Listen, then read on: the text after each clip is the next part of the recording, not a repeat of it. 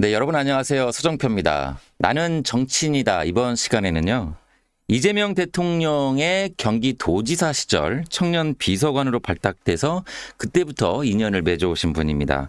지난해 초선으로 국회에 입성을 하셨고요. MG 정치인이라고 많이 불리시는 분입니다. 더불어민주당의 모경정 의원 모셨습니다. 안녕하세요. 안녕하세요. 인천 서구병 검단에서 온 국회의원 모경정입니다. 제가 MG 정치인이라고 소개를 했습니다. 실례지만 나이가 어떻게 되시죠? 만으로 아직 35이고요. 35. 1989년생입니다. 혹시 그 동년배 의원 계신가요?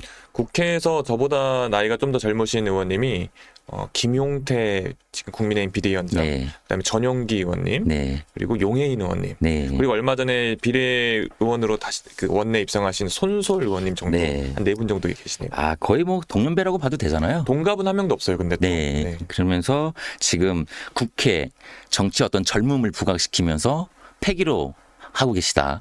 원래 이제 나이를 먹어감으로써 네. 싸울 수 있는 여러 가지 장점들이 있잖아요. 네. 나이가 젊다라는 그것은 아직 없지만 네. 반대로 방금 말씀하신 패기, 네. 그다음에 현 시대를 읽을 수 있는 현 시대의 현 세대의 그 눈, 그거를 열심히 강조하고 어필하고 있습니다. 실제 상임위 활동 같은 데서도 그렇게 보여서 저는 좋더라고요. 시청자 입장에서도 그렇고. 제가 지금 행안위하고 운영위 그리고 연금개혁 특위를 하고 있는데요. 많이 하시네요. 네.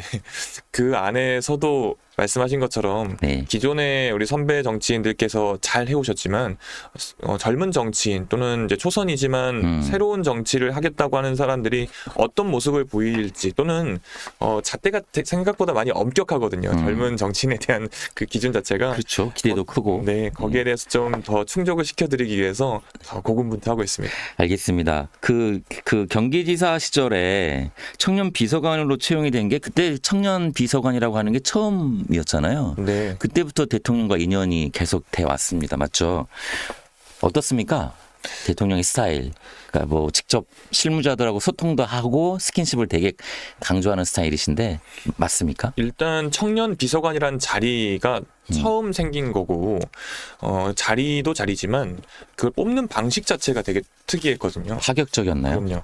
그러니까 저처럼 그동안의 정치에 흔히 말하는 줄, 연 이런 게 전혀 없는 상태에서 말 그대로 그냥 서류 한 장, 앞으로 어떻게 할 수 있는지에 대한 계획서, 그리고 공개 오디션을 통한 그 능력을 입증하고 증명하는 자리, 거기에 대한 평가는 민간 평가단을 통해 가지고 도지사의 보좌 역할을 할 수 있는, 그리고 400만 명이나 되는 경기도 청년 정책을 나름 담당할 수 있는 자리를 마련한다는 것 자체가 쉽지 않은 결정이었는데, 거기서 이제 이재명 지금 대통령의 그 정치 철학 또는 인사 철학이 드러난다고 봐요. 상당히 그 절차도 그렇고 아예 그 시작하는 것 자체가 신선했어요. 그죠? 그렇죠. 대통령 당시 지사의 마음을 산 배경이 뭐라고 생각하십니까? 예, 저는 특별한 이유가 있으신가요? 우스갯소리로 제가 그 공개 오디션을 할 때 네.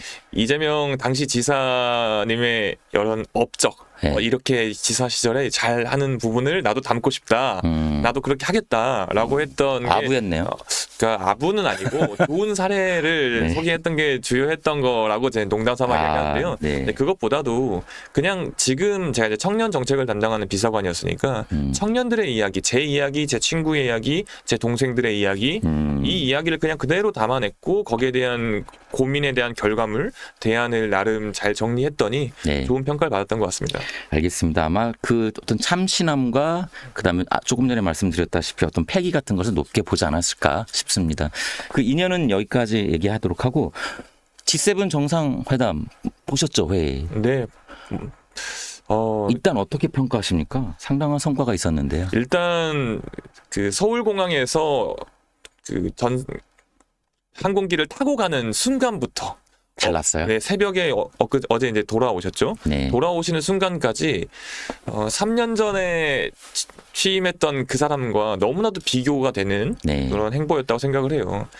단순히 기자분들, 언론을 상대하는 기내에서의 모습만 봐도 내가 너네를 데리고 간다 이런 느낌이 아니라 같이 함께 우리는 대한민국이라는 그 나라에 대한 대표성을 띤 언론인 그다음에 대통령 이런 동료 의식을 가지고 움직인다는 생각을 받았고요. 네. 각국 정상들과의 대화, 그다음에 제스처, 그리고 사진상이긴 하지만 사진과 영상상이긴 하지만 거기에서 이제 정상들과의 그 감정적 그리고 정책적 교류하는 모습까지도 그전에는 이게 정상회담이야? 또는 정상들 간의 차담 또는 만남이야 싶을 정도로 전문성도 안 느껴지고 서로 간의 국격을 예우하거나 배려하는 모습도 안 보여졌던 네. 그 전에 그 사람과의 비교했을 때 드디어 대한민국의 국격이 제자리로 찾아가는구나, 제자리를 찾아가는구나 싶었습니다. 특히 그 전용기 안에서 예정에도 없던 기자회견을 한 것도 그렇고요. 더군다나 전 정권에서 배제당했던 언론사의 질문도 적극적으로 받아들였고, 아무튼 행보 자체가 시작부터 파격적이긴 했습니다. 성과도 있었잖아요. 이틀 동안 9개 정상하고 회담을 했습니다. 네. 이 부분 또 어떻게 보셨습니까? 짧은 시간 안에 9개 정상과의 회담. 이제 몇 개국인지가 중요하진 않은 것 같아요, 솔직히. 네. 한 개의 나라를 만나도 얼마만큼의 그런 그 성과를 가져오느냐가 중요한데, 저는 이 대통령의 행보, 국가의 원수로서 움직이는 이 행보 자체가 자동차로 치면 1단, 변속기 기어 1단이라고 저는 생각을 해요. 이번 정상회담이 네, 그럼요. 1단을 넣어서 달렸다. 기어 1단을 넣으면 속도는 빨리 나오지 않을 수 있지만 가장 출발 시점에 큰 힘을 받아야 그 다음 단계를 나아갈 수 있는 거거든요. 그래서 단순히 대통령이 9개국 정상을 만났는데 뭐가 달라졌냐라고 하시는 분이 분명히 계시겠지만 일단 대통령 국가로서 만나서 그 하나의 1단 기어를 넣었다라고 생각을 하고요. 좋은 표현이신데요. 그 힘을 받아서 이제 뭐 각 실무진 또는 민간 기업 뭐 어디가 됐건 간에 어느 채널로든 간에 이 국가 간에 여러 가지 많은 루트가 열릴 거고, 그동안에 손실되었던 채널 자체도 많이 복원이 될 거라고 보고 있습니다. 그동안에는 변속기가 고장나서 아예 출발도 못했던 자동차가 이번에는 1단으로 소통의 어떤 장을 마련했잖아요. 직접 그 짧은 시간 안에 그걸 높게 평가하시는 것 같은데요. 대통령께서 뭐 국익 중심의 실용 외교를 항상 표방하셨잖아요. 네. 그 첫 발걸음을 뗐다고 보시나요? 그럼요. 대표적으로 네. 우리가 지난 정권에 이제 후쿠시마 오염수 방류 이 문제 가지고 일본과의 관계에 대해서 이제 반대 쪽에 있는 반대 진영에 계신 분들이 우려의 그 시각을 많이 가지고 계셨고, 네. 일본과의 그런 관계에 대해서 우려를 지금도 하시는 분들이 계세요. 그런데 이번에 이시바 총리와의 이 만남에서 특히 상석까지 양보하면서 그럼요. 서로 얼마나 이 화기애애한 모습을 보입니까? 그 인상적이었어요. 상석을 배려하면서 서로 이렇게 화기애애하고. 네. 저는 누구는 뭐 중국과의 관계, 그다음에 미국과의 관계, 일본과의 관계를 우려하는 목소리가 당연히 뭐 있을 수는 있겠지만 뭐 그걸 우리가 막을 수는 없겠죠. 그런데 결국 결과물로 보여줄 거라고 저는 확신하고요. 일본과의 관계도 그동안의 과거의 역사에 관련된 내용에 멈추지 않겠다. 다만 그전에 있던 그 사람은 그전에 있던 역사를 아예 싸그리 무시하고 앞으로 나아가는 거지만 과거에 있던 역사를 우리가 정리를 어느 정도 한 상태에서 좀 더 건설적인 한일 관계를 맺어가겠다. 이런 모습에서 진짜 실용 외교가 무엇인지를 보여주기 시작했다 생각합니다. 과거보다는 미래를 보고 가겠다. 뭐 이게 여기에 방점을 찍으신 것 같고, 앞마당을 같이 쓰는 이웃집이다. 사실상 뭐 너무나 정확한 표현이잖아요. 이걸 강조하면서 미래를 내다보겠다. 여기에 좀 방점을 둬야 되지 않을까 싶은데요. 그렇죠. 우리가 일본을 그동안 가깝지만 먼 나라 뭐 이렇게 표현하기도 했지만, 흔히 말해 그 전 정권에서 셔틀 외교 왔다 갔다 하면서 하겠다고 했는데 그렇게 해서 우리가 얻은 게 뭡니까? 그리고 자꾸 전 정권과 비교가 되네요. 네, 그럼요. 그렇게 될 수밖에 없는 시점이라고 생각을 하고요. 빈 잔에 뭐 물을 어떻게 한다고 그랬는데 우리가 그 빈 잔에 반 채웠는데 저쪽에서 그 잔 자체를 아예 무시하는 행태가 보였는데, 이제는 그렇게 하지 못한다. 동등하게 내 잔과 너의 잔을 동등하게 교환할 수 있고, 그리고 때로는 우리가 저쪽 잔에 있는 물을 우리가 받아올 수도 있는 실리 외교가 벌어졌고, 이건 이제 일본뿐만이 아니라고 생각합니다. 9개 국가, 뭐 호주나 남아공이나 그다음에 영국, 그다음에 브라질, 어느 한 군데 빼놓을 수 없는 국가들이잖아요. 그리고 대한민국이 세계에서 혼자 독야청청 움직일 수 있는 그런 그럼요. 나라가 아니라 네네. 세계 속의 대한민국. 그 안에서 우리가 다시 한번 네. 일어설 때가 되었다 생각합니다. 트럼프 대통령과의 회담도 많이들 기대를 했는데 아쉽게도 성사되지 않았습니다. 어떻게 다음 주 나토 때 뭐 될 것이라고 보신가요? 어떤가요? 빠르면 그 나토 정상회의 때 조금 늦어도 9월 유엔 총회 때는 가능할 거라 보고요. 이 트럼프 대통령이 미국으로 돌아간다는 기사를 보자마자 저는 대통령께서 이번 G7이 끝나면 워싱턴 DC로 가셔서 회담을 하고 오시면 어떨까 생각을 스스로 했고요. 네. 실제 이제 조언을 드리기도 했지만 아, 그래요. 이게 외교라는 것은 결국 쌍방이지 않습니까? 우리가 아무리 하고 싶다고 그렇죠. 해도 네. 저쪽 나라의 사정 자체가 워낙 지금 급박하게 돌아가고 있으니 아쉽긴 하지만 뭐 우리만 그런 게 아니니까요. 다른 나라 모든 나라가 이번에 이제 트럼프 대통령 미국과의 이 정상 외교를 못했죠.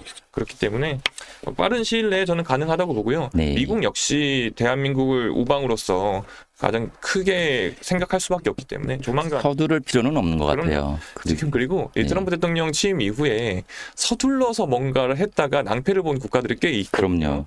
더욱더 치밀하게 네네. 그리고 좀 더 흔히 말하는 친밀감을 형성시킬 수 있게 밑작업을 더 할 수 있는 좋은 계기가 더 생겼다 생각합니다. 취임한 지 2주가 채 되지 않은 상황에서 9개 정상들과 아까 말씀하신 1단이라고 하는 기여회를 놓고 지금 순항하고 있는 상황이어서 일단 대한민국의 민주주의가 실종됐다. 하지만 회복됐다라는 것을 지금 전 세계에 알린 어떤 정상회의였거든요. 거기에만 무게를 둬도 의미가 있는 것이 아닌가. 이렇게 또 해석할 수 있을 것 같아요. 그렇죠. 이게 정상 외교, 특히 이제 투표나 선거를 통해서 보통 대부분 그 국가의 지도자 자리에 오른 사람들이 모이는 자리잖아요. 네. 얼마나 각 국가마다의 정치적인 이해관계를 겪어 나서 정상이 된 사람들이겠어요.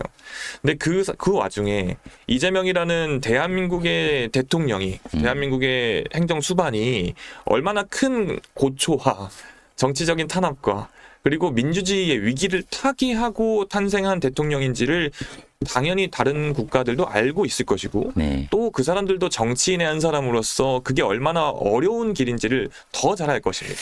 모든 화면들이 인상적이었지만 방송 카메라, 사진 카메라에 그 찍힌 장면들이요. 특히 브라질 룰라 대통령과의 이렇게 어깨에 손 네. 올리면서 그 손용공의 아픔이라고 해야 될까요? 그걸 좀 공유하는 장면은 국민들이 상당히 인상적으로 보셨을 것 같아요. 룰라 대통령도 뭐 어렸을 때 그런 역경이 있었더라고요. 스토리가 있는 대통령. 네.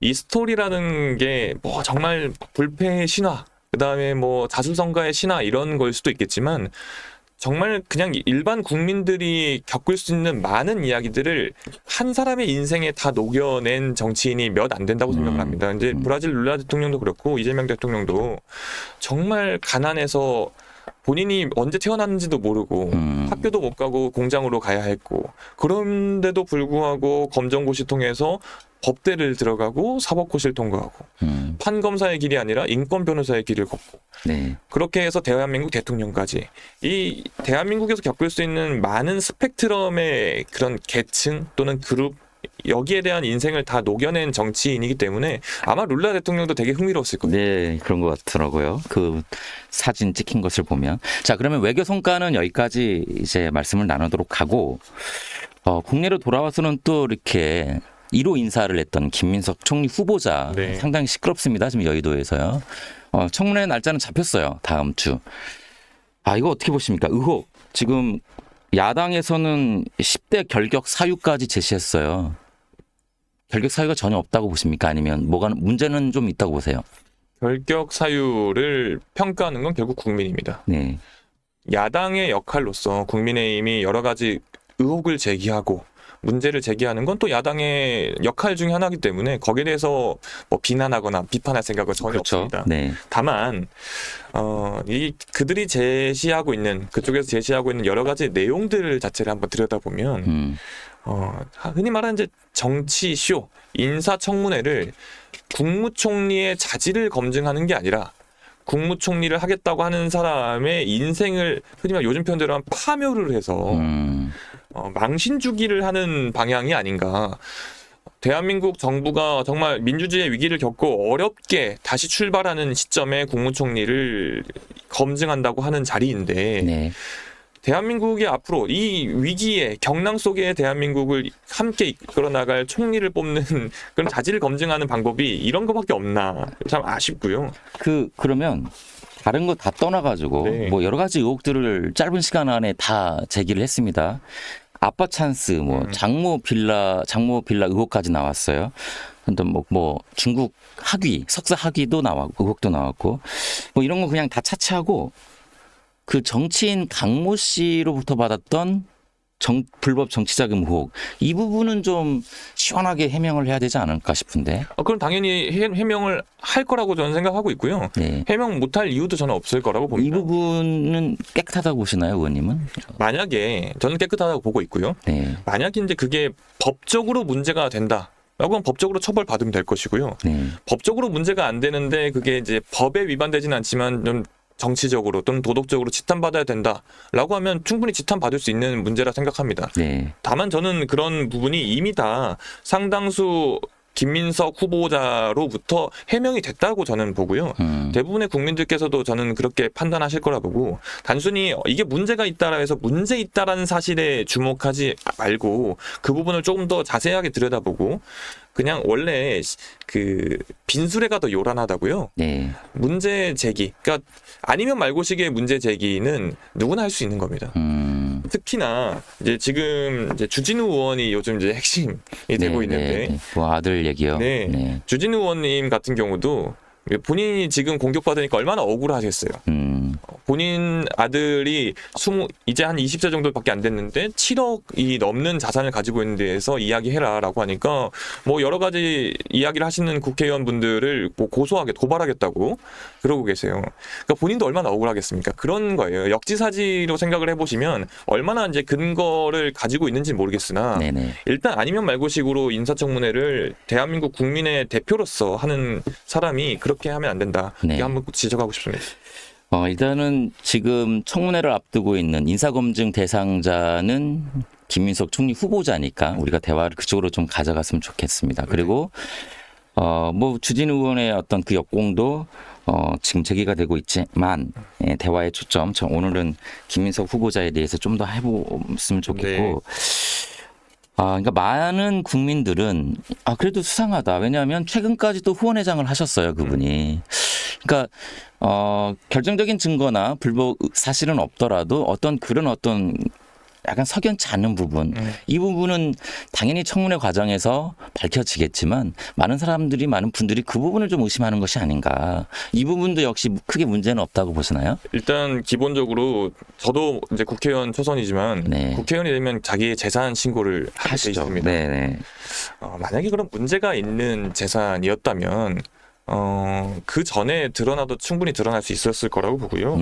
그리고 이제 공직자 윤리에 정기적으로 신고된 항목이라는 점. 그리고 여러 가지 이제 감출 의혹은 아니었다. 네, 그럼요.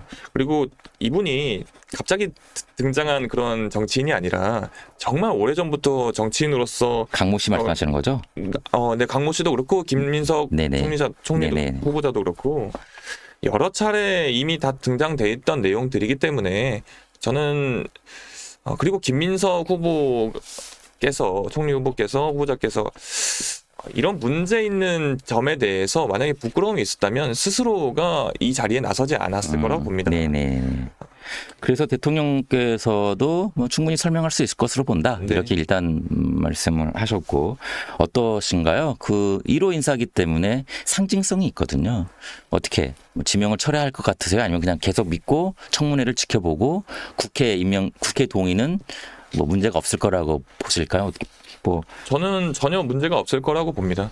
일단 1호 인사라고는 하지만 이 첫 번째 따보다 중요한 건 대한민국 행정의 수반으로서 국무총리라는 정말 상징성 있는 자리. 그 전에 윤석열 정부의 한덕수 총리와는 또 다른 하나의 능력을 보여줄 수 있는 자리입니다.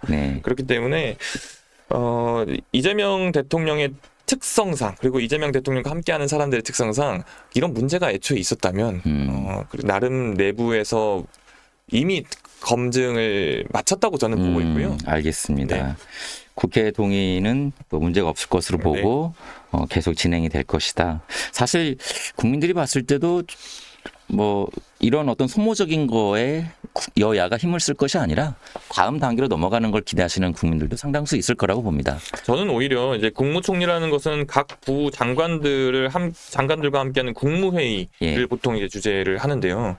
각 장관들을 통솔할 수 있을 정도로 어느 정도 전문성과 그다음에 기본적인 이해가 있는지 네. 이런 검증이 동시에 좀 이루어졌으면 좋겠어요. 아예 하지 말라까지는 못하겠고 그런 검증이 있어야 진짜 대한민국의 국회의원이 아니라 이제 국무총리로서 얼마나 행정을 잘 이끌 수 있는지 파악할 수 있는 그런 계기를 국민들께 보여드릴 수 있지 않을까요? 아, 그렇군요. 근데 역대 청문회에서 검증 시스템이 그런 쪽으로 가동된 적을 저는 별로 못 본 것 같습니다. 저도 청문회를 해봤지만 네. 사실 그 청문회의 특성상 네. 저도 좀 방식을 좀 바꿔야 된다는 앞으로 생각을 국회가 하고 있어요. 바뀌어야 되는 부분인 거는 맞아요. 그렇죠. 어떤 자질, 능력의 문제를 검증해야 되지 어떤 도덕성 문제 가지고 물고 늘어진다던가 이런 부분을 좀 지양을 해야 될 것 한 같고요. 가지만 더 말씀드리면 네. 이 청문회는 수사하는 자리가 아닙니다. 대한민국 뭐 검사나 경찰이 한 사람을 두고 이 사람을 수사하는 자리가 아님을 좀 명확하게 다들 알았으면 좋겠어요. 네. 알겠습니다. 국회가 바뀌어야 되는 건 분명하고 네. 이번 지금 총리 후보자에 대한 그 청문회도 한 점의 의혹 없이 잘 해소가 돼서 국민들이 기대에 부응하는 그런 총리로 되셨으면 좋겠고요. 특검 얘기 좀 해볼까요? 네, 이제 3대 특검이 이제 가동됐잖아요. 네. 어떻게 예상하시고 예측하십니까? 성과는 당연히 나오겠고. 이 특검을 하게 된 이유부터 잠깐만 네, 짚으면 말씀하시죠. 네. 이 검찰이라는 조직은 정말 중요한 대한민국에서 중요한 조직인 건 누구나 다 알고 있는데 네. 지금 특히 이제 김건희 특검 같은 경우 보면 검찰에서 그동안 이게 안 나왔어? 싶을 정도의 증거와 자료가 지금 나왔단 언론 말이죠. 보도를 통해서 지금 쏟아지고 네. 있습니다. 과연 이게 검찰이 그동안 확보를 못했던 자료와 증거이냐? 저는 아니라고 봅니다. 검찰이 그동안 능력이 없었던 게 아니라 본인들의 어떤 정치적인 판단에 의해서 이 감췄다. 수사 자체를 지연시키거나 부실하게 했다라는 저는 확신이 들고 있어요. 네. 그런 측면에서 이제 국민의힘 쪽에서는 특검을 왜 하냐? 검찰이 하면 되지. 검찰한테 하라고 하면 되지 않냐? 저는 국민의힘이 그동안 집권하는 시기에 검찰을 그렇게 주물렀다라는 어떤 하나의 반증이라고 저는 생각을 합니다. 그동안에 검찰이 제대로 작동을 했다면 특검을 굳이 움직일 필요가 뭐가 있겠습니까?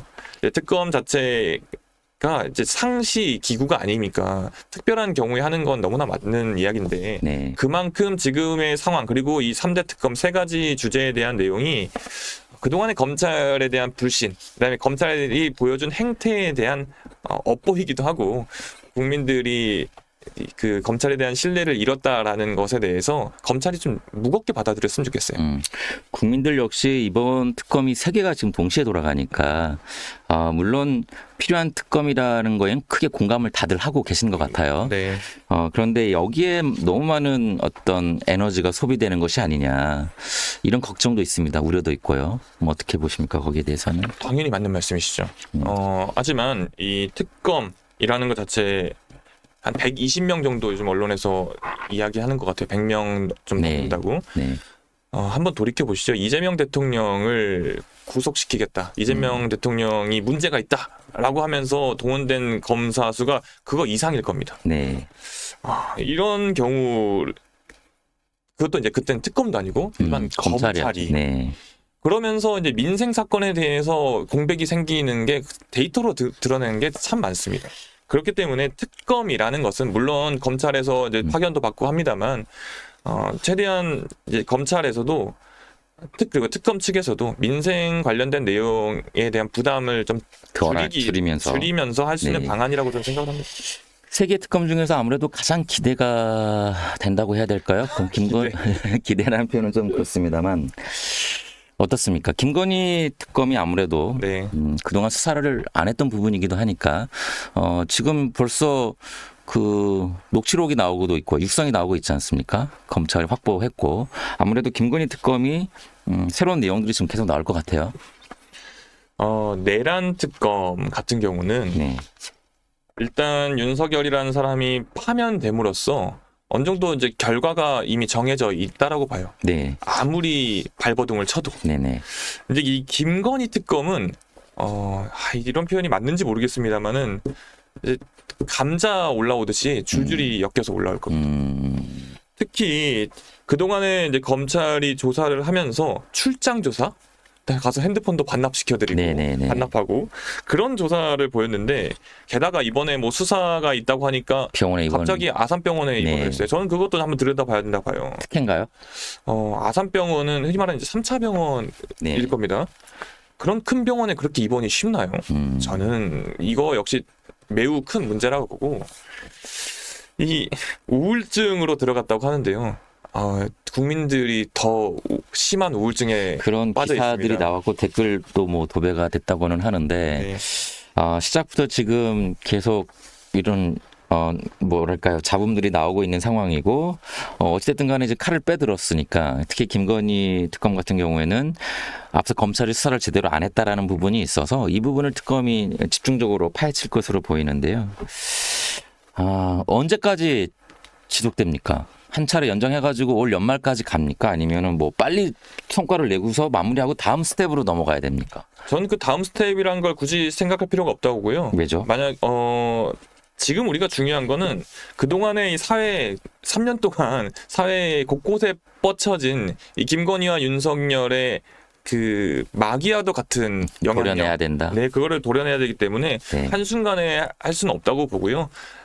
시간이 얼마가 걸리든 간에 연장이 필요하다면 연장까지 해서 정말 깔끔하게 도려내야 네. 이거는 단순히 제가 이제 민주당 국회의원이긴 합니다만 대한민국 정치에 있어서도 그리고 대한민국이라는 국가가 운영됨에 있어서도 저쪽 당도 어느 당도 다 도움될 내용이라고 봅니다. 확실한 내란을 종식을 하고 다음 단계로 넘어가야 된다. 어설픈 봉합은 봉합이 아니고 그런 의미신 거죠. 그렇죠. 대통령께서 하셨던 말씀이기도 네. 한데.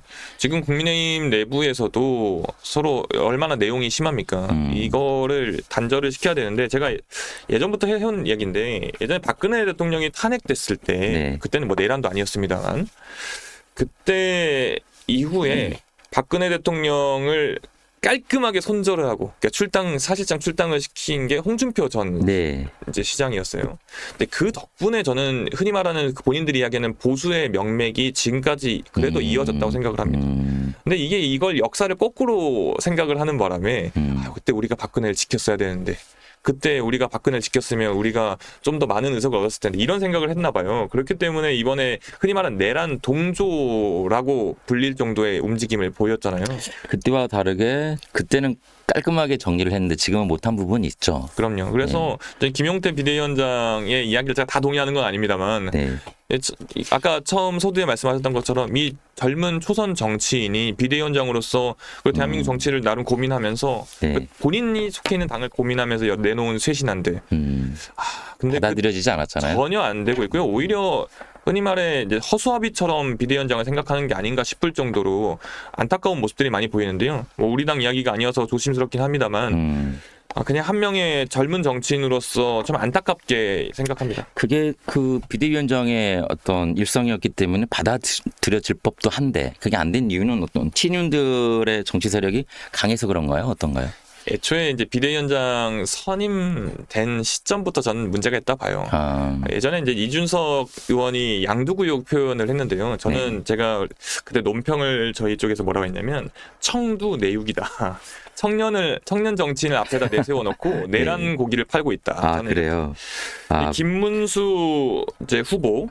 당시 대통령 후보가 물론 뭐 한덕수 총리와의 이런 이러쿵 저러쿵 티키타카가 있었습니다만 결국 본인들이 채우지 못하는 여러 가지 모습들을 흔히 말하는 미래가 창창한 젊은 청년 정치인을 비대위원장으로 앉혀놓음으로 인해서 그냥 하나의 이미지 정치를 하기 위한 뭐 목적이 아니었나 그런 의심이 전 들고요. 네. 그럼에도 불구하고 나름 고군분투를 했습니다. 고군분투 하셨고 나름 뭐 잘 이끄셨죠. 지금도 이끌고 계시고. 네, 뭐 잘 이끌었는지는 모르겠습니다만 어쨌든 고군분투를 했음에도 불구하고 네네.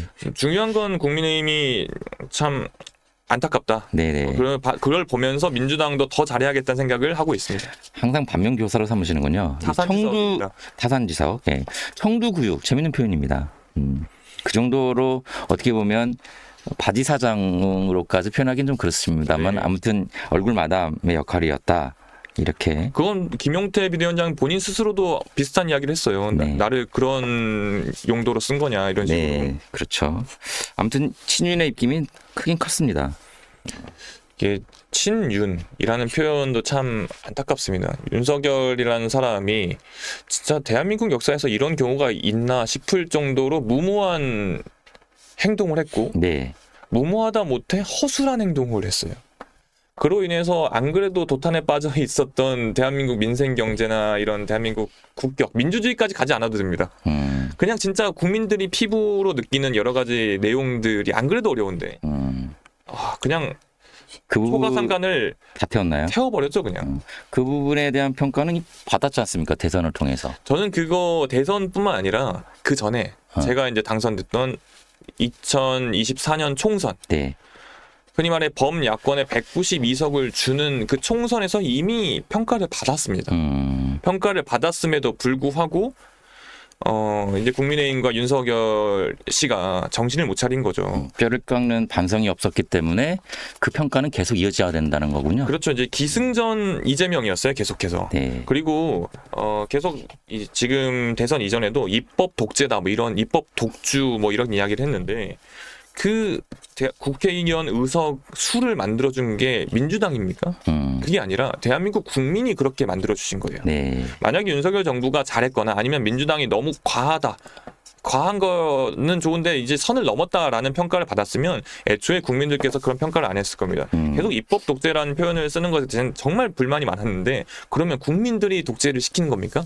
국민들이 원했기 때문에 입법 독재는 아니다. 그럼요. 국민들께서 만들어주신 의석수고 거기에 대해서 겸허하게 받아들였어야 됩니다. 민심이 이랬으니까 입법 활동을 이렇게 할 수밖에 없었다라고 생각할 수도 있지만 또 민심을 너무 정치적으로 이용한 것이 아니냐 이런 비판도 있는데 이 부분은 오늘의 뭐 대화에서는 네. 좀 부적절하니까 다음에 하도록 하고요.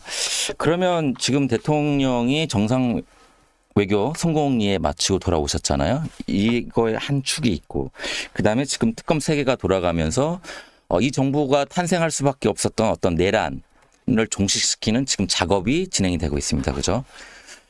이게 내년 봄 어떻게 보면은 내년 6월에 있는 지방선거까지도 정치적으로 특검을 활용한 것이 아니냐 이런 일부의 비판 또는 시각에 대해서는 의원님께서는 어떻게 보시나요? 가장 중요한 지점을 하나 짚어야 되는데요. 네. 특검은 대통령이 지휘하는 게 아닙니다. 특검은 독립된 하나의 기구로서 흔히 말해 대한민국의 암덩어리들을 제거하는 하나의 독립적인 기구이기 때문에 네. 이재명 정부, 이재명 대통령이 이 특검을 활용하려고 하지 않을 겁니다. 특검은 특검대로 돌아가는 겁니다. 그렇죠. 그리고 민생은 또 민생대로 챙기실 그럼요. 것이고. 그래서 이제 저는 이제 저희 당인 내에서도 반면교사를 삼아야 될 것이 박근혜 정부가 끝나고 나서 문재인 정부가 들어섰을 때 흔히 말해 적폐청산이라는 네 글자가 문재인 정부 거의 전반기를 계속 좌지우지했다고 저는 생각을 합니다. 네. 뭐 그렇게 해서는 안 됐다라고 하는 게 아니라 이제 그러다 보니 흔히 말하는 민생을 챙기는 데 있어서 뭔가를 했음에도 불구하고 빛이 안 나고 또 반대로 뭔가를 했는데도 묻혀버리고 그런 경우가 많이 있었어요. 그래서 이거를 너무나도 잘 알고 있는 이재명 대통령과 민주당이기 때문에 이 윤석열과 김건희 그리고 그 일당들에 대한 여러 가지 내용들은 특검에 그냥 맡길 겁니다. 네. 그건 그대로 축으로 돌아가는 거고요. 대통령과 대한민국 정부 그리고 집권여당 더불어민주당은 그냥 민생을 챙기는데 더욱 집중을 할 생각입니다. 알겠습니다. 일부 우려가 있어서 드린 질문이었고, 그러니까 더 나은 민주주의 그리고 이미 실종된 약간의 상처가 났던 민주주의를 회복하는 그 과정으로 이해하고 민생이라고 하는 트랙은 또 다시 가동이 되면서 특검은 특검에 맡기는 네. 그러면서 내란을 종식시키는 그 과정으로 이해를 하고요. 당내 상황을 좀 얘기해 볼까요? 원내대표 김병기 원내대표가 되셨는데 예상하셨어요? 아니면 서영교 아니 맞죠? 서영교 후보를 미셨나요? 누구를 밀진 않았고요. 근데 워낙 그 김병기 대표 원내대표 대세론이 처음부터 좀 형성이 됐던 것 같긴 한데 거기에 이제 여러 가지 의혹들이 좀 나왔죠. 이슈들이 겹치면서 오히려 네. 더 표가 모인 게 아닌가라는 생각이 들어요. 근데 웃긴 게 아니, 예. 의혹들이 나왔는데 표가 뭐였다고요? 네, 웃긴 게 네. 그 의혹이 나온 거 가지고 네. 서로 피해를 봤다라고 양쪽 후보 측에서 이야기하시는 것 같아요. 우리는 그것 때문에 더 나올 표가 안 나왔다라고 하시고 네. 이제 서영교 의원님 측에서는 그 이슈만 아니었으면 우리가 더 흐름을 탈 수 있었다라고 말씀하시는 것 같아요. 사실 지금 뭐 당내 분위기가 워낙 좋고 지금 어떤 갈등의 어떤 민주당이라기보다는 이제 뭐 지금 새로 이제 새 정부와 함께 시작하는 이런 상황이라 그 누가 원내대표가 되신다고 해도 크게 당정 간의 어떤 협의가 협치가 안 될 거라고 이제 불안해 하시는 분은 없을 거예요. 누가 되든 간에. 다만 새 원내대표가 또 대중적이진 않으시잖아요. 그분 자체가.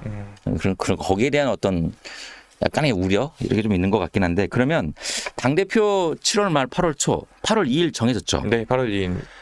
누가 되셔야 하고 어떻게 예상하십니까? 저는 이걸 지금 여쭤보고 싶었어요. 일단 지금 나와 있는 공식적인 후보는 한 명밖에 없지 한 않습니까? 분 더 계실 거잖아요. 그런데 이제 그거를 감안하시고 말씀하시는 네, 것 네, 같아서 네. 다음 주에 하실 거잖아요.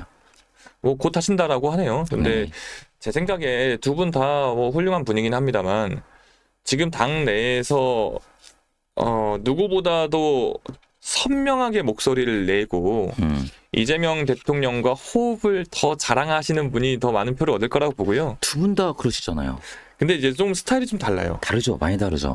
정청래 의원님은 말 그대로 좀 본인이 원하는 하나의 좀 기획 능력이 좀 뛰어나신 편이고요. 네. 박찬대 곧 하실 테니까. 뭐다 만천하가 알고 있는데요. 전 원내대표께서는 한마디로 전체적으로 이제 관리형. 그다음에 유연함 네. 이런 데 장점이 있으신 분이라서 참 어느 분이 되더라도 참 좋을 것 같아요. 저는 흔히 말해 이제 요리를 하더라도 간장 베이스냐 고추장 베이스냐 이런 것처럼 어느 요리도 참 맛있을 것 같은데 제가 이번에 좀 느끼는 건 원내대표 선거 때도 그렇고 민주당이 예전에는 상대 후보를 네. 흔히 말해 정치인에서 다 그렇죠. 상대 후보를 좀 네거티브성으로 깎아내리거나 이런 선거 양상이 벌어졌다면 이제는 누가 더 잘할 수 있다라는 거에 더 집중을 하는 것 같아요. 이미 이제 공식화하고 열심히 활동하고 계시는 정청래 위원장께서 더 행보를 노골적으로 하시는 것 같아요. 그 광주에서도 내려가가지고 당원들 만나고 계시고. 근데 누가 돼도 뭐 잘 하시겠지만 중요한 건 야당과의 어떤 협치 아니겠습니까? 지금 야당이 내용으로 지금 힘든 상황이긴 한데 수습이 되고 나서 협상을 누가 더 잘하느냐. 이것도 상당히 중요한 변수일 것 같은데요.